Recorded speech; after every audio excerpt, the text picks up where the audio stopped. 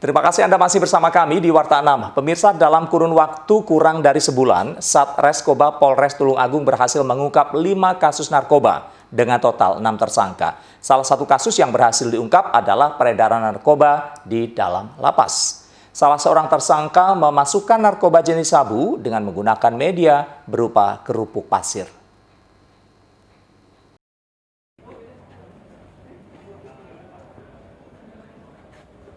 Dalam kurun waktu kurang dari sebulan, Satreskoba Polres Tulung Agung berhasil mengungkap 5 kasus narkoba dengan total 6 tersangka. Salah satu kasus yang berhasil diungkap adalah peredaran narkoba di dalam lapas. Salah seorang tersangka memasukkan narkoba jenis sabu dengan menggunakan media berupa kerupuk pasir.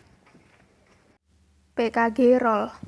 Satreskoba Polres Tulung Agung berhasil mengungkap 5 kasus peredaran narkoba dan obat berbahaya dalam kurun waktu kurang dari sebulan terakhir. 6 tersangka diamankan dalam kasus ini. Salah satu kasus yang berhasil diungkap adalah peredaran narkoba jenis sabu dan obat keras di dalam lapas. Seorang tersangka merupakan kurir yang dikirim untuk memasukkan benda terlarang tersebut ke tahanan. Tersangka menggunakan modus mengirim makanan berupa kerupuk pasir dan nasi.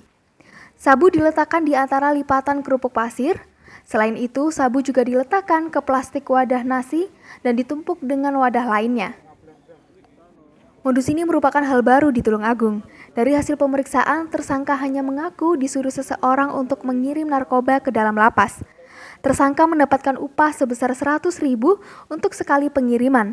Hingga saat ini, polisi masih terus mengembangkan kasus ini. Inilah kita mendapatkan modus baru di mana dalam kurir melaksanakan untuk mengantar atau istilahnya nyetor atau mengantar bentuk sabu ini dimasukkan dalam kerupuk yang notabene kerupuk ini saudara rekan-rekan lihat, jadi kerupuk bakar itu ada yang